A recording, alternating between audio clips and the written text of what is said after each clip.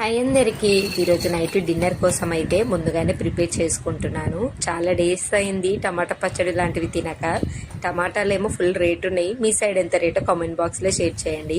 ముంబైలో అయితే 120 rupees KG ఉంది. అందుకే ఒక టమాటో, ఒక ఆనియన్, కొన్ని పచ్చిమిర్చి, వెల్లిపాయలు, కొత్తిమీర బోలెడంత వేసి డిన్నర్ వరకే చేస్తున్నాను నేను. కొత్తిమీర పచ్చడి అయినా టమాటో పచ్చడి అయినా ఏ పచ్చడి చేసినా ఒక 1 స్పూన్ పల్లీలు, మినప్పప్పు, తర్వాతకి నువ్వులు ఇవి వేసి చూడండి, 3 వేసి చూడండి, చాలా బాగుంటాయి.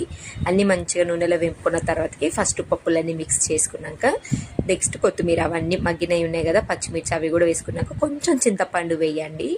చింతపండు వేస్తే నిజంగా బాగుంటుంది. అలాగే రేపు కూడా ఉంటుంది, ఇడ్లీ దోశ ఉన్నాయి ఏమైనా అంటే అలాంటి బ్రేక్ఫాస్ట్ కూడా అవుతాయని చింతపండు వేసి ఇంకా ఇదే ప్యాన్లో నేను ఇదే కడాయిలో అయితే పోపు పెట్టేసుకున్నాను. కొంచెం మెత్తగానే మిక్సీ పట్టేసుకున్నాను. ఇలా పడితే మా చిన్నోడికి బాగా ఇష్టము, మధ్య మధ్యలో అస్సలు తగలకుండా ఉంటుందని. మా పిల్లలు అయితే భలే ఎంజాయ్ చేస్తారు.